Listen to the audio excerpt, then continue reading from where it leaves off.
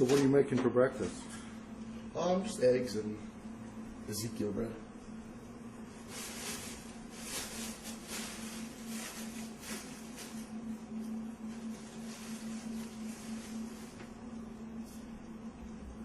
You don't need to.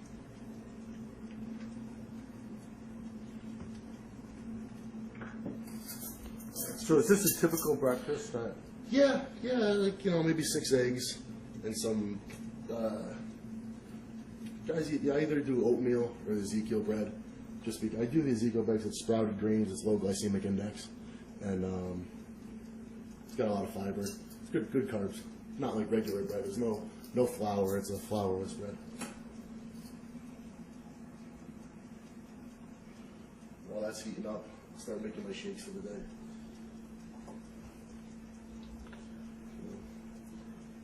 A couple tablespoons of macadamia oil.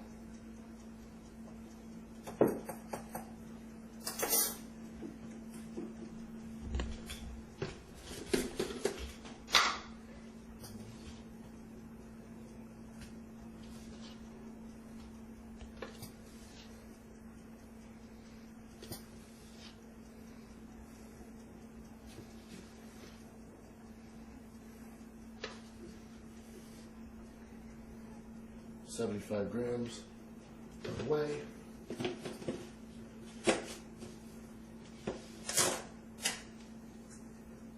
I'll have to shake this up first.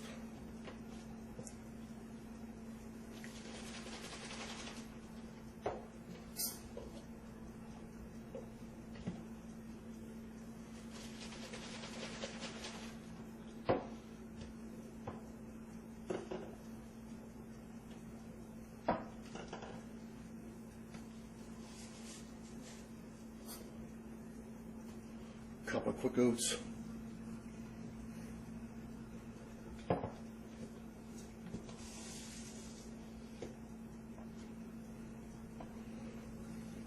Oats are definitely one of my favorite carb sources. You don't eat it, you drink it? Yeah, when you put it in the shake, it softens up, and you just kind of chew and drink at the same time. A little bit of butter. Don't tell Dave.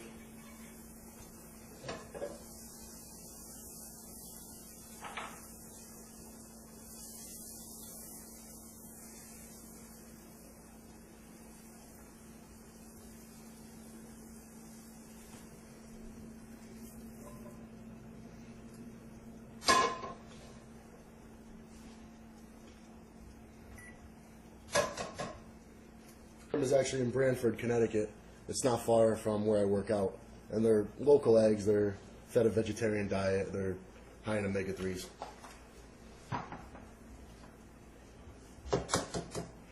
And they actually do have a better taste.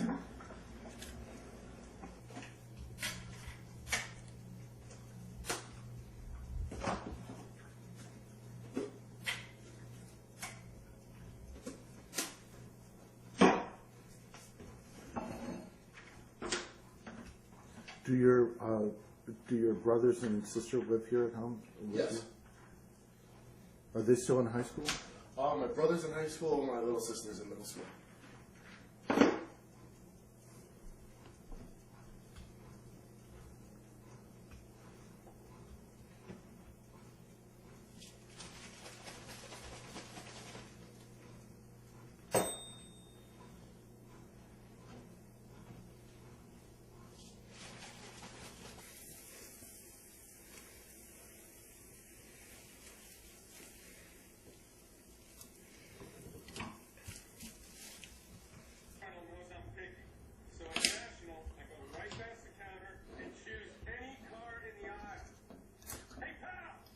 Off season, I pretty much do my own diet. I mean, I base it off of what I do with Dave pre-contest. I just add some more carbs, and if I'm not putting on weight, I just eat more food. It's really nothing exciting. It's pretty simple. It's just a pre-contest diet with more carbs and maybe extra meals if I need it. I eat some extra crap too, you know, like I wouldn't use ketchup, you know, obviously pre-contest or butter, things like that. And in the off season, if I feel like having them, I just have them. It's probably really hard for you to get in shape for a show, but that's really not true either. It's like I put on weight easy, but I could take it off easy too, so it's a pretty good deal. When I was younger and I lived with my mother and my stepfather, my mom worked full-time and so did my stepdad, so I was home a lot by myself. So I don't know, I just did my own laundry and started doing like my own cooking. When my mom was around, like I would cook with her in the kitchen and stuff, and I don't know, I just always liked it. So as I got older and I started getting into bodybuilding and stuff, every time I needed to eat, you know, my mom wasn't going to cook for me.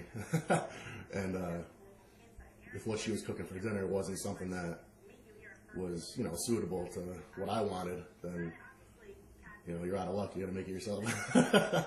So, yeah, I've been cooking for myself for a long time, but it's something that I like, and I'm pretty particular about how my food is cooked and prepared, so even if someone else wanted to cook it, I probably wouldn't let them. I really started bodybuilding more towards like my junior year of high school, because going into high school I was a little bit heavy, and I dropped like 70 pounds. About my sophomore year in high school, I started picking up the weights and trying to put on some muscle, and I was still like running 5 miles a day and really not eating and trying to lift weights at the same time, so not much was going on except me getting tired. And then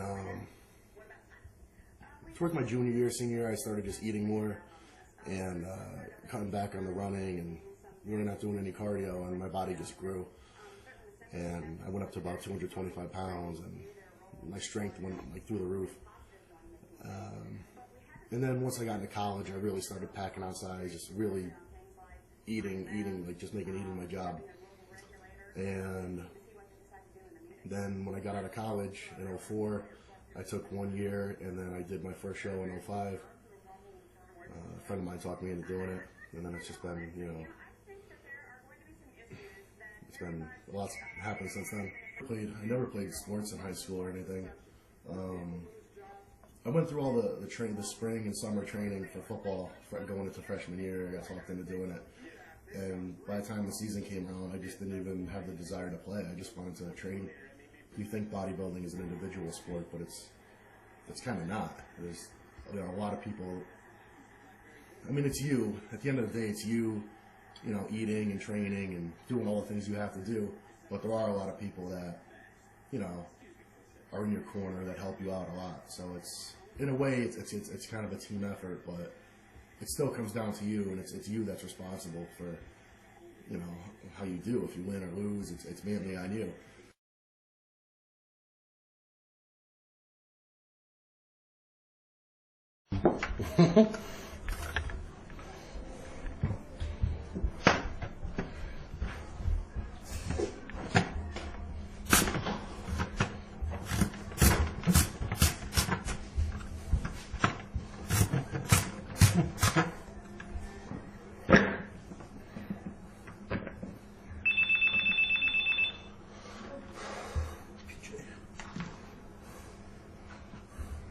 What's up?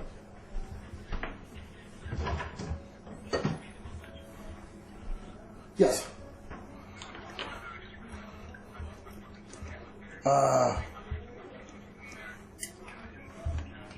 Okay.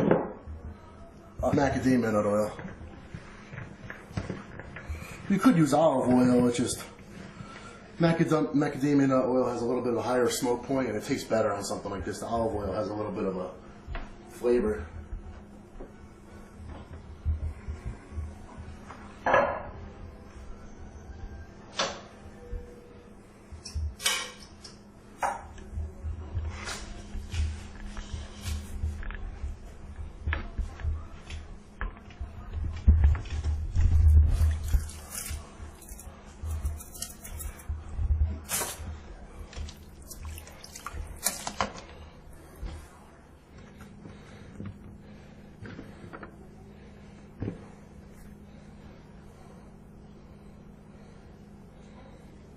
Dunkin' Donuts? No, it's not mine. don't usually drink coffee. I don't ever have donuts. Unless I really want one, I would have one, but...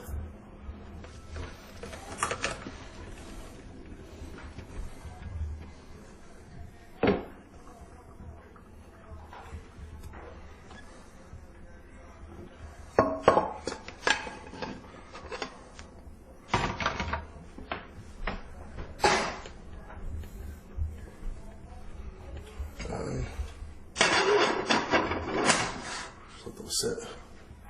A light coat of oil, some salt, pepper, that's it.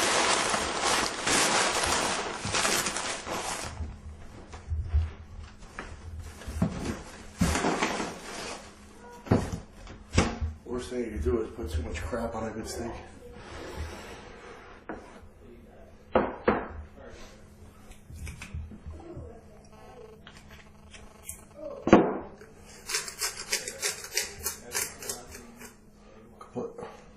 See so?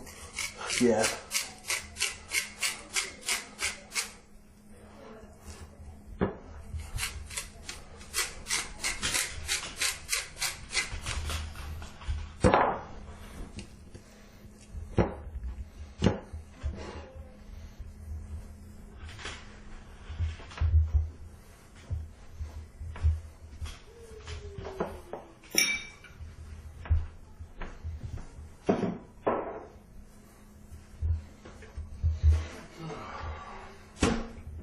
I'll mash the potatoes now.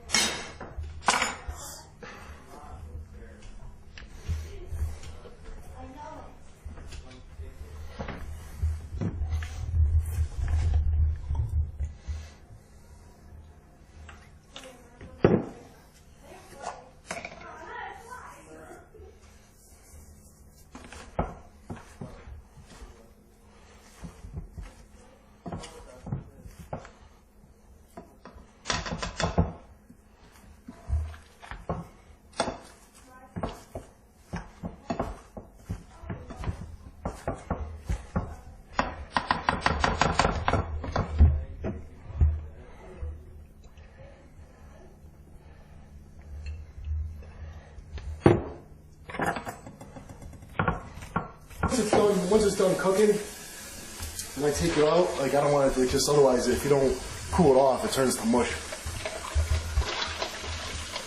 And it turns like a brownish green color instead of staying nice and green.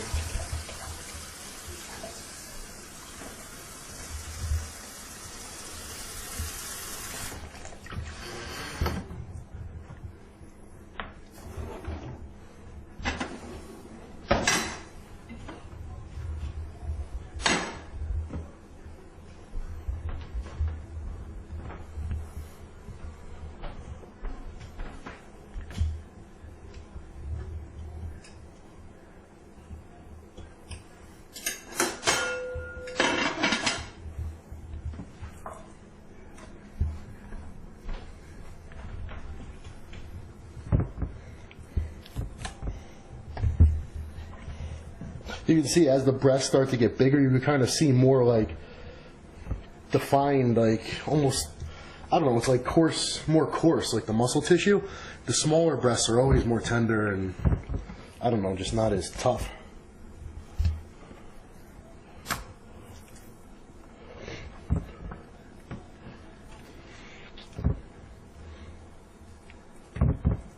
All I really put on them is just some coarse green mustard, and it tastes really good. It doesn't add a ton of sodium or anything, but it's definitely flavorful.